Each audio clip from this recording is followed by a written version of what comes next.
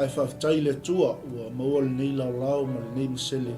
Ia tātou te toe whtapa e fo i lungo pe au ngalo le ea i le mai moa mai fo i o tātou atunu. Ia mai seo le tapu ai mai fo i o tamam tina matua tainani fo i. Ia o le tapu inga se oi o le tala le lei so se mota ma so se lao whaatalo whaatu le tautua ma launanga Global Kingdom TV i le nei vaenga o le aso. O le nei aso ma le whamoe moe o no se avanoa maulunga o mwhaifoi ona maua le tātou misiona. Ia ma whelo i foi ma le tamā foi o nei au onanga ma nei foi misiona. Ia le sunga i le fomai o le awhionga pa ia le tua le sunga le whawhengainga ia Benjamina Williams ma le tina ia smotu ia o lo o tapu ai mai foi. Ia ma o se avanoa maulunga e whaasoa iai ma tufa foi. I le nei foi vai tau ma nei vai taimi o lo tātou iai le lolofi mai foi o whi awes ese. Mai se foi o le taufutulinga o lo tātou iai. Ia o se avanoa le lei, ia e tatala i foi le tau wha, ia ma au mai foi le whesoa soani mo le au whatotua. Ina ia tātou mātala pea, ma o tātou utangia le lei. Ia whaatonunga o le awhionga pa ia le tua. Ia wa umo na tu mta manga mo tātou fia la le loto le nei vaenga o le aso. E whaafela i atu i le sumai ma tala mai foi au. Ia i le tamā po le sunga le fumai. Benjamin Williams ma no le soifua manuia le nei vaenga o le aso. Ma le ngā whaaloan. Ia. Ka malo foi whaftai. Le sunga o le lo taiulu i tātou TV. Isa le Global Kingdom TV. Ia ma le ala ata ma le ala leo foi o mawai so soani mo na yo tātou 𝚟𝚑𝚙𝚎 me se fota mawhanau se tātou 𝚟𝚑𝚙𝚎 i lea tafa o langi ma lea pito kelope ma no le soifua e whaafeilo e foi poi o sa mo foi no mo se avano e whaafonga mai ai ia mai ai fale te paau ia fale ngase se ia pa ia fale nusa ia talo lotu poi maulunga ma se foi poi lau foi ngaluenga pa o le meo le whaafetai le tua ia o le hotel tātou sa tātou folau foi la mtanga le nito sanga ia to titi foi uma masina fal tātou tunu i Samoa ia pape foi le langi talo i le tua ia uma tua i mawhafa le nganga e maus tātou folaunga filimu ia anga i whai hunga le to sanga ia manuia lau whafonganga Samoa whatalo foi le te euro le porkalamanei ia le lau meon so tau ai palo whaftai ia le whafeilo ia tule ni tai au ma lo whaftai le sauno e lau sunga i le fomai. Ia ele isa e tā sa le ni vaenga o le aso e mo lawa o na whatalo whatu. Malo soifua. Ma fo i le malanga manuia tātou fo i lea ua to ai tau no mai fo i nisi fo i o fufuanga tātou a onga i peona iai Samoa. Ia lea e wawai atolo maulunga pe alfa malolonga le tua ia o le tamā. Ma lo lawa le soifua manuia. Tātou Samoa le atu no pele naua e sila mai lunga o le tātou polkalame o lo wha autuina o le wha atala le leina. Ia il manatu maulunga o le tautua ma le unanga ina ia wha mai o i o le lei vaenga o le wha atala le leina. Ina ia tātou bava ai le li mo tātou mauti noa le lei. Ia e tele lava tala inga, tele fo i tala le lei. Ia o se feso soani fo i nei tu o le tu tino ngā ruenga le li. Ia e moli atu mo oe ala i le whaasoa mai fo i o le sunga le fo mai. Ia e o tātou whaafonga fo i ma whaalongolongo. Ia e maua i fo i nei motu ngā awha mo tātou le amataino le tātou savalinga le nei tausanga. Ia e fo i sau fasili, e fo i sau me te fia malama tilia i o nei matala le tātou comment section. Ia pe te so tai mai foi lungo le tātou misiona. Ia me fai lava o na tali atu se fina ngalo whaalia. Ia mai se foi o le tātou ngalu rue whatas mo le whaalau te leina o le fina ngalo le li. Ia minu te leina lau whaafonga. Ia tuina atu le avanoa maulunga. ia i le sunga i le fuamai ma le agaga fa'aloalo. Maro whawhitete lewa le sunga mai ki mo le nei au no whaauro. Ia ua mwhai na maua i nei tae au fou. Ia whawhitoa toi taunu mai le whainga maranga mai Samoa i le awhiawhia nafi. Ia saun foi e malanga atu i le loi le meo ngā lulu ai. Ia e whawhitai o leo maua si foi vai lau. Ia tate so tu lau ai e tu sa o le ngā luenga o whai nei. Anga le foi le tua i lau sunga. Ia mesero proklama. Ia ma lau au tau olo tō whalau whatasi ma se au wa malosi a. Ia ua ho mai a tau le longo i nei tae au i nei au whasoa. I le mtau pur whatala leina, o le sao e lea. Ia, moni lava. Whatala leina. Ia.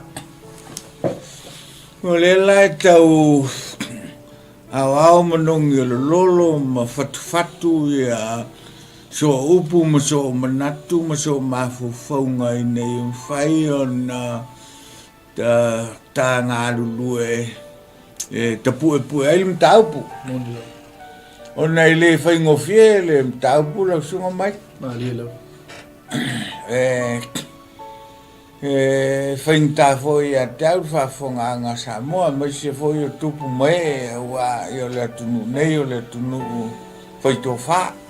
Moni lava. Whalangolango foi soifuanga o tangata i lona talitonunga. Ola le tangata fuafua i lona talitonunga.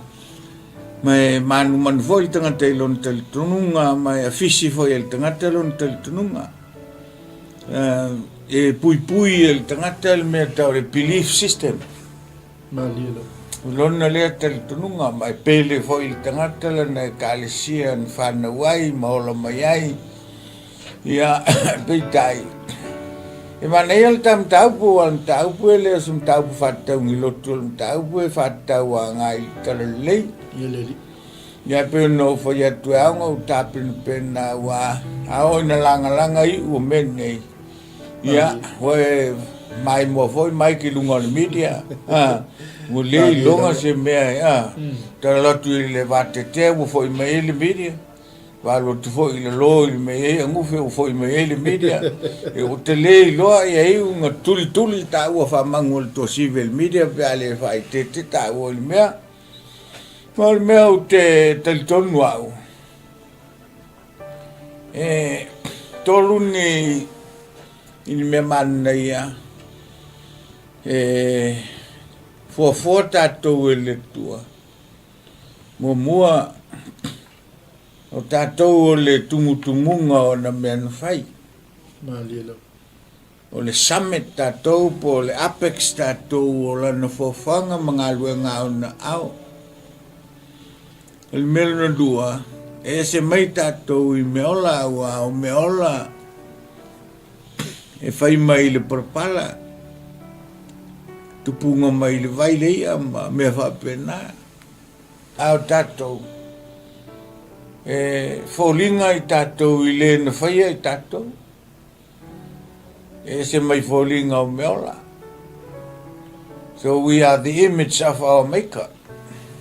Al melon torula, mele tati fai tete ye mai. Ua foina le tua ya ita, ua se me alofa.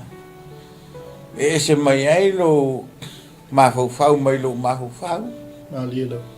Se mai so finangalo I so foi loto. Foina le tua ya ita, ua le me, it's a highly unpredictable brain. Amen. Ele me fai ai na o fuao le mamalu o au whafonga. Le me fai ai na vai maulalo le stanga te le mafofau le stanga ta ona o le tufa le tua ma le whamea le whaina o tātou mua mafua ona I maua ai le stanga ta le whaaloalo I le whanofo. Amen. O le whatapuia. Ina ia teia le malamanga o soifua na te le si la fia umani mea. Ya o no whaaloalo lo na mawhawhau le mawhawhau o leisi au a tofu mawhawhau ma le whaunga mai le tua. E ona lai leisi mawhawhau, leisi mawhawhau, o mawhawhau na whaia el silsilese. Io, ia wafa pe i loa e lau sunga i te tai o nei por kalama lo mawhawhau ia o leisi au ngā u te olaia. Io, ai wa saunia le tuale me ia fa maula lo tuale lo mawhawhau matalia se me lo mawhawhau le fa moe la talia foi se me lo mawhawhau ia na ngalu fa tasi le ta mawhawhau le talia lo taupu taupu le fa tala le leina le me mo ta til ia o le tala le lei. Amen. Io, awa e folinga mai o le tala le lei o le good news. A fsili la le me o good news. Amen. E tau voilanga malama le tamta upu. Good news is not just news. A tau il tuspaia, good news is a person. O lona swafa o Isu. E manino le tala mai. O le so whana wai. I le aio petele ma. Le tala le lei. Amen. E pela no whaiat. Le tala le lei. E le nao ni tala. Ai whai le tino le tala. Na liu tino le upu. O le mafuanga le o le mau o le tala. Amen. O le tala le leila. O Yesu. Tala le leia le o se lotu. O le tala le lei. O le tangata e ingoa ia Yesu. Tangata le e ingoa ia Yesu. E se tauwhi o talitonunga pe no whai atu whai te ala u. Tala noa i meo talitonunga. O te whaaloalo foi talitonunga o listangata. Ia au na tala noa pea ina ia mawal malamanga. O na fuafua ila il tangata ia. Ila na ia whato whala inga. Awa awhai o tala le Yesu. Ia sila fia tato. Ne mua avel tala leanga. Watoa mal tala le. O le tala le pisa nei tato. O le toitu o Yesu. O toitu mai Yesu na ie woti. Amen. Ai na mua fasala lau sol tala leanga. Ele i toitu Yesu. Na o mai ona so ngoi. O na avena ma de tau te tiltula le tuspaia. Amen. E fa pena foi la le mele e nei tato. E ni se fa pe o stale lei. Ia la foi te faul tala leanga la tu te un foi fa leanga le lei. Amen. Mela le ya faina tato no tala. Pe ale lo tato tala lei o tangata. Amen. Tala lei o Yesu. To tele la o tato.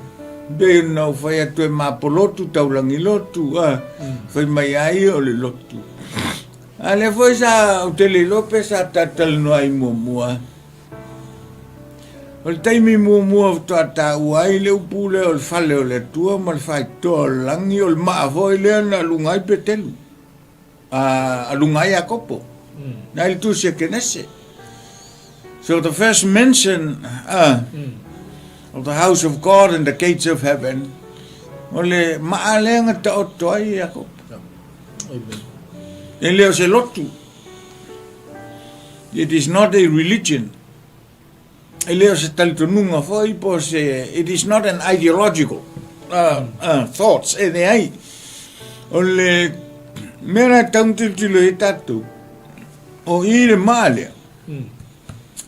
Na langona il si fonga le tua. Ma le na mai il falinga ya Jakopo. Ole ma foi le na mai il folfolanga ya Jakopo mo lan fanau an fanau. Le tupulanga ma le tupulanga. Ma foi le te tala ai langi. Man tua le fai na tala langi.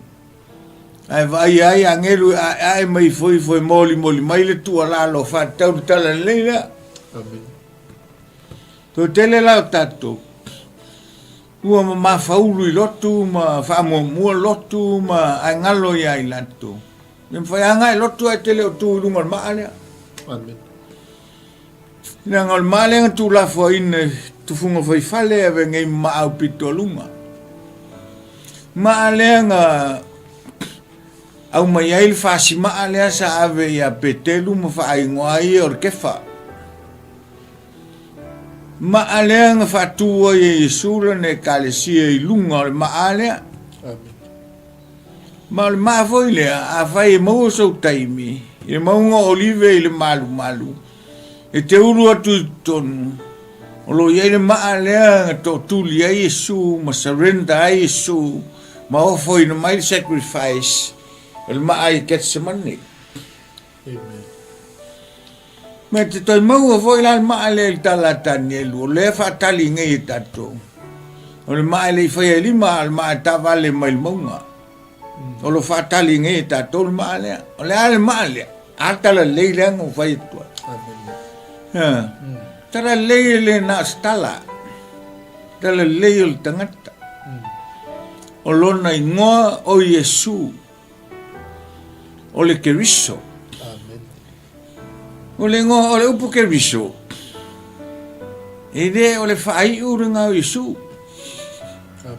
E le whape o le surname a Yesu o Yesu ke riso. Le ai o le upu ke riso o le ua whaawina. E lua la tangata whaawina ngā tiltilo ia I le whenga inga tuai. Tangata mua le o staulanga. A rono malanga whanau. Whaawina whai mo staulanga. Lua, o le tupu. Na whaawina whaapitoa e Samuelu ia tawita whai mo tupu. Sala le whangunifo le sua ule I tupu. Toi sa saa I le osi taulanga. Ai le matai e lusu fitu e te tangai e il tala Yesu. Ma Yesu, o le tūmaranga o tau ia I sae tūtonu, Israelu and the Middle East. A whiatu le tangata I lutu whale, e whaalia lutu anga lofa malenga lei. E ala I suau tau te whaasuau, why it's like a soothing oil, e soothai na ia malu ia tino I latou na whea I mai tafa. It's a sign of hospitality. Nang relay ai tu langi alenga Yesu famela Yesu o to ono tu o to ono le anga ale sa o lo tu fale to tele faua to tele sa swa uiata ma nai le fine to tasilenga ye tail van wal passa o yen na lang swa ula sa uia vai o Yesu ai uila wow fine Tam fai tu lole o isi o wali mal tala leanga. O tengia le finge mau tupe. Fia lia lia malo fia siri. Fua ingi sua u taunta e le. E maisu. O mele o fai fine o se mele lei. Mele lei. It's a good thing. Ona. O sua u leo sa il finge. O le fata imuanga o lo umaliu. Ava fonga lei mai la. Le la wa titilo. E se fa ungol tupu. E se fa ungol o staulanga. E se fa ungol tangata o sa uni sacrifice onol tala lei. Tala lei o tangata. Lona ingoa o Yesu. O le fai te tengala. Ona o le ingoa lea. Olo whao ngā nei il tele o isi tapo inga po isi lotu. Na whai ngole o le ngolea. Ai pēr no whea tau te awa tele i tali tununga. Rau le tau tu ai a mel tali tununga le whapea. Ai tau ngau whai atu. E le tutusa tato Yesu ma Yesu o isi lotu. Ioe. O Yesu o isi lotu o le uso o Lucifelo. Sai le tino anganga. Patoa mai e le tino whaitino. E le tutusa la tato Yesu o le Yesu tatou ngwhanau i tau pou. O le Yesu ngā tatou. O Yesu o isi lotu o Mekaeli le angersili. E le tutusa la ma tatou Yesu. E whafonga leia e le au maingol tau pupe ma sao. O na se tia lo leo oi. Me mafua ona e te leo malama. O le tala le lei. I le na o ni tala. A o tala e te tango e au au mai e whafole mea e onga le tala. I le tutusa tatou Yesu. Ma Yesu o isi lo. A whai atu iai e whai mai. O le latou Yesu. O le tua. A sta mai e tua. It's just a small potato le o se tua silsiliase. Amen. Ida ia le whapengal tatou tua. Io. E le foi o malosi mal tal tununga le e whatau te e il tatou tal tununga. Amen. O Yesu. E le o se tua.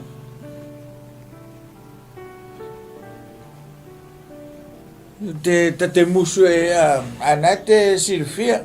O ne fale o to terin tanga samo le islami le o fale o to islami mala to vutel tununga. Ya isha. Isha ide o se ile tutusa mal tatou Yesu. O man manunga la ia. Mo fafta i foi le tatou tau pul fatala le ina. Ina yung fai ngai tiltilo il to tele o le utalai. O lo fai al ngaluenga e tolo pulo le utalai malo faftai. Nenga o fau le malo e tau talai. E moli e tuai le nganga faftai. Le fai na telele o ngol talalei. O le mau. Amen. O le talalei o le memoni. Ma le mau ia ke viso le memoni. Te mawanga il tusi e wharinga. Mai le tusi e wharinga. Le whawai e tal tonunga isi le leo waloanga me whapena. O le whamaoni ngā o le mo le mau. O te ngata leo Yesu le talalei. Te mau le tusi e wharinga. Ale lawa salau nei le tala inga. Pela no fa tu famano fa tai le tala. Ya lo soi fu le tua o le famsino a meton. Le foi semena te le silfia. Ai me no foi a fai o le mau mal memoni o Yesu. Amen. Au tatou o mōli mau. E ngata la tatou malosi le momoli o le mau. Amen. Ai leo tatou se mau. Yeleri. Mupau al tatou ngā ruenga o le momoli o le mau. Ngā nei vai teini. Upe i fōringa mai o tatou le mau. Maliero. Ne ai. Tasi al moni. Ma le moni foi o le mau. Mai le suia la se silma. Le alma. Le fai ma voice of prophecy. Amen. O Yesu. O testimony o Yesu o mau. A tatu wola e ave fatala leil tatu. Yeleri. Nanga o ngā ruenga. O ngā ruenga wha au au. O ngā ruenga e fai pēr. Amen. Na tu ina mai a Iesu tātou te whaaua wina. Ina ua whio Iesu le lang. Na ia tu mai el polo inga siri tau te whainu umalawa mso. Ne la tātou tau whai pēr ina ia mōli mau le mau. Mōli le mau. Ina ia whātala le ina lo tātou tunu. E ala i le mau. Amen. E re ala i se lotu. E re whātala le ina i se whaiwhau. E whātala le i le mau. Hallelujah. Al mau la me moni. O ai le me moni. O Yesu. E leo se lotu. E leo se tangata. E tasi ale me moni. There is only one truth. Mai la tu spai o tala leila. Ka tu sa loto el truth le. Amen. I lo e tolu me moni tu sa loto tolu me moni. You will know the truth and the truth will set you free. Praise God. Te le whātu nua le tō whā. Malila. Ai, e mōri mauli a nganga o le tua i o tātou nganga. O whanau tātou o le tua. O tātou loa leo lona whinangana. A wai whasino tātou le moni. Whasino tātou le mau. Ina i mwhai on tātou o e tā lai. Ma whasoa. Mōli mau matuwha. Ina i mwhai on mau e tangata. E malamala maanga i tangata i ngoa i Iesu. E alofa mai le tua. I mau e tātou se malamala maanga.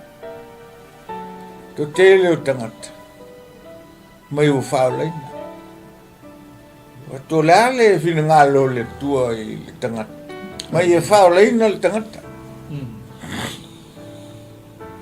O isi a whai atu e whai mai o le whina ngalo le tua i e whapai eina le tangata. Amen. A tonu e sao. Ai ono au leo au mai ai le ava noa. E whai atu e sao tala i le mea o le whatala leina. I le au le whatala leina pe a whai na o lo nofo am whai mai wa e whaoleina. Malila. E le au foi whatala leina lea pe a whai na o e a te nofo ma e whapea wa e whapaeina. Ne ai lango le fsile muri mai. Ai whaoleina o nā lea. Le alau me whai. Whaoleina ngofo. A whai voi e te whapea mai o whina ngalo le tuainga i whapaeina o ngā lea. What's next? Nanga e mwhai o na maoru ngā se mea te lua e ai. Pea whai te manatu nā oel tangata whapaeina, ai le whapaeina o maisi o leo. Whai te tenga tālo leo lau whapaeina. Yeleri. Awa ngā o le pese, ngā ngana ese, tā vale, ai le eise ngā ui ngai whai e tautu ai le malo. Amen. E momoli ai le whina ngalo. E momoli ai le mau. Amen. Ia, le ala leo lo whai atu. A tonu e sao, whina ngalo le tua e whaoleina.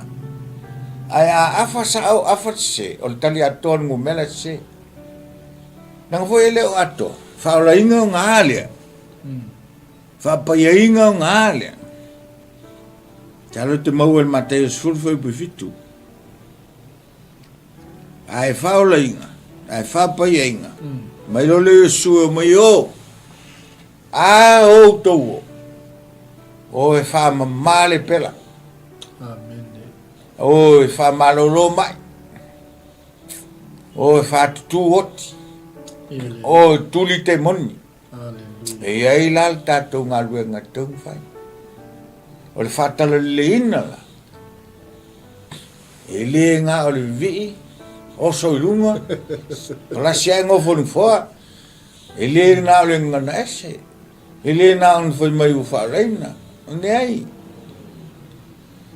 O le mawalunga o le o langa whale nganga o le tangata. O nei loa lea soifua i le natura na umai e le tua e o lai. Nanga le mwhai un tātou whapeange. A mea la o whatala leina i tātou. Un tātou whapea lo lea. o maulunga tatou whaleanganga i les. Ene mawhai, tailo lausunga le taiulo nei proklama. Awa ele isa si lalulangi nei vivi a o maulunga tele lon whaleanganga. Ia nei vai e tulole o liu ausa pe liu seao ai alu a tiai tato. Lei e toi whai mai ai lalulango i o le tangata. Maria. O le whatala leina o le malamalama le o le tangata e Yesu. Nofo Yesu i tonu ia. Sala tolu upu e whawaele o tali. O le whatala leina. E fua i le commitment oi. Amen. Lua, e fua i le surrender oi o le olanga oi. Ma le tolu o lau sacrifice. Mua commitment. Ai tanga i le soifuanga o Yesu. Patao so mai ai lunga sori ka polengi na o tolu sul tau sang. Amen. Au le vanga le ilo. O fe sai ai. Sa komiti lalo na matua. Afso soni le ngaluanga ka mutation tama. Amen. Na matausi fa na to tele le lunga ni. Wa to fitu isi ngo so mo siong to pine to tas. So the man was a family man and he was very committed. Ai saula I whalengang. E te loa commitment na Yesu inga o whai mai. Te le whai e fua au se mea nao au. Yele. Au mea e whai mai elo ta maa mea ngā o te whaia. Hallelujah. Au mea o te whaalongo ilo ta maa o mea ngā o te whaia. I do only what I see my father does and I do only what I hear my father say. Amen. So he was very committed I le whina ngalo lon ta maa. A whai uwhatara leina oi, you are a committed. Amen. O e la stangata e ke committee le whina ngalo le tu. Yele. I leo le mapolotu, I leo le taurangi lotu, I leo le whai mautele lau lotu, I leo e fua inga I tupe lotu, I leo ai. E fua I lo wola committed Amen. I le purpose. Commit I le purpose. Life has no meaning if you have no purpose. And purpose is nothing if you don't commit to that purpose. Ia lofa mai le tua. Ia ranga tua tele tangata vai mwa walwale watu le whafunga o se upu tō ia te.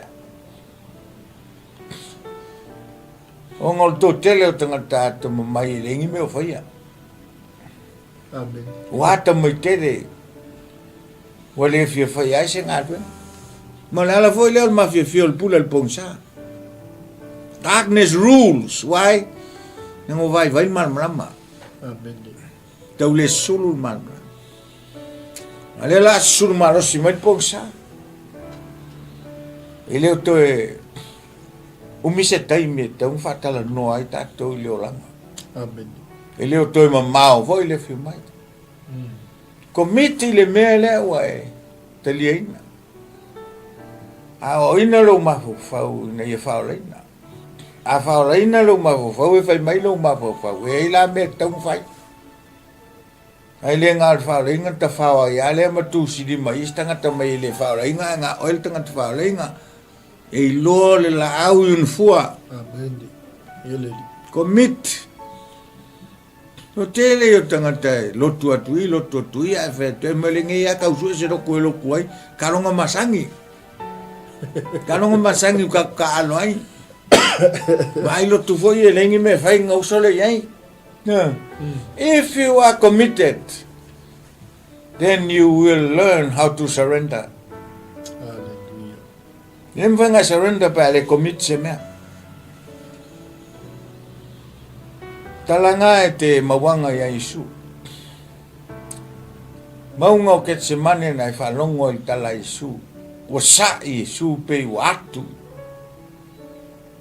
Sao ale alu Yesu nga ngoo to ai Getsemane whalongo pe o po sol muri ki a Yesu. Mai lo ta mai. Amen. A whai eisi a wala e te avese ai lipura. If there is another way possible, you can take this cup away from me. Nei loa Yesu le inu o tau le. Nei loa Iesu fa ntar sa tau le fa man. Ai fa tele le tua. Au koe po ai ki ai Iesu mai ai o le fa ia loto a lo fina ngalo. Amen. Surrender. Surrender ili fina ngalo. O le fa manga te loto yai. O le fa talo le ina o le fa ia le loto. Hallelujah. Ai fa il meu fina ngalo ai. O le fa talo le ina o le tu inatu le o e committee le purpose le o yo yai. O Iesu. Hallelujah. O le ala. O Iesu le upumoni o Iesu le ola. Praise the Lord. Te maua le ia lang tala. A fai esi si awala. E be seringa i po. Mai o ai Iesu ko tiki a. Amen. E fa mai Iesu o ta fefe. Na le hanga tala. A le te mga tala le. Amen. Mai lo le lang tala. Wala e fai o lo. E fai lo fina ngalo. Melon tolu, sacrifice. If you are committed and you are willing to surrender, e te malie for sacrifice. Te alua wa o tiai, awa motivai, awa leisa utupe, wa e malie yai. Amen. Why? A foi le wa e io e sacrifice. Nga le wa moni le mau. Moli mau, mai le mau. Wa o talia le mau. O le mau o le me mong. Te le italia inga si tangata moli mau, nga o talia le mau, nga o mai le tangata moli mau. Ngo foro le tonu ya te au. Whamanui a ilo ya te au. Vai le manga ia te leo le mea. O lo taita ngata mai tiltilo atu i le fesili utu ina mai. E mwhai ngau whasoa i whatala le leina. Whatala le leina. O le tala le leis. E le ngā o ni tala. Amen. E iai e mea ta o walesi musoi. Iai mea ta o tala fatu. Amen. Tala tu talinga. Al tala leilea. E leo si tala lei o le tangata. Amen. His name is Jesus. Ave ma oe ne yaso. E lei se tua oi o tala lei. Praise God. E le tua oi ele ele. Fea le lau whanua o e whio mai ai nei taimi. Ai mana mia tala leilea. Talia langa ngai ngā. Amen. O loa whio i ngā. Le tala leilea. I le tua au taimi. I le whapea voi a tau mwhai atu ai whapea mai se i o tai au. Upu ngā upol poto. Se tau titi singa mata moe. Se tau titi singa moe. Ia e ala e whai mai a. Wa alu le whatoa whai awa. Hallelujah. So le esto ngatua o taimi. Fia ngai te ei pe tae o uri fia o mga oi. Solo vi fo yo tuli mutalia le tangata lea. Amen. E ta ul talale. I le tua o tangata, i le tua o taimi, i le... There is no peril tangata le. Al meo talale. Ai mawhau ngā talale ngā upula utala i e watu. Rea la. E unga... Mai ai oi mai on mahofa. Hallelujah. I unga alwe vai sai kai tus. A fatala le me utupu. O tamale pe o 𝚟𝚑𝚙𝚢𝚑. Ta nga mai. Pi wharongo i leo vo i e pa o mai taringa. Ngā tala le anga. Amen. Ave ma oi tala le lei. O tala le lei o Iesu Keriso. I le ngata o i o le alo le tua. A o i o le tua. O e whase tia tatou. Nanga ele tutusa tato Iesu. Ma Iesu a isi lotu ngā. E whamai o latou o lotu kerisiano. Le ai. E le o kerisiano uma. Wa wha keriso ina. Toi whafonga. Not every Christians are Christ-like. Amen. La le winga o tala. O mea ngai lainga. Do not conform to this world. But be he transformed in the renewing of the mind. Inga ia. Ne e foli ngai tatou ia teia. Amen. Alofa mai le tue lau whawhongana sa mo. Alofa foi le tue lau sunga le pule le. Ne foi TV whasalau. Ai. Ai whamalu luot foi nai motu ngā mana. ana o se vai ngale foi ai no so tu sa o le tau putu ina mai te faso ai le fatala leina o la langi o le malo se tatu tunu o fiera vai le fatau sau samo ya o lo tu la wa fa marsia ina ia le to tali ina Samoa ya se tali tununga le au ile tamale o Yesu. Amen. So tali tununga ese mai. Nei lo Yesu na fa na tau po. Nei lo Yesu na fa sa tauro mo liu tinga mo tatu sala. Nei lo Yesu le tua la vaia tol taspai. Ai lan tali tununga ese mai ai. Leo manatul palmia me fa malo o tau na fa se ese roye tal tununga o leo ngatusa me fa vai ya o fi te lai me la ya tau talale yo ya ta tong fa ya la sia me ya la va tau mongo ma ya ala yo ya alo fa mai le tua so san me foi le tua pe e sau siri ya ava noa tun fala tele foi foi le ai ya lo fa malu tu na foi se si wa fa ina lang fa fu mai ya malu tu fa malu tu lo fa fu anga ole tatom tau puai o le tlaina tu le o se fa soa mole au tu ina mai o le fa tala le ina ya tal se fa tala le ina tatu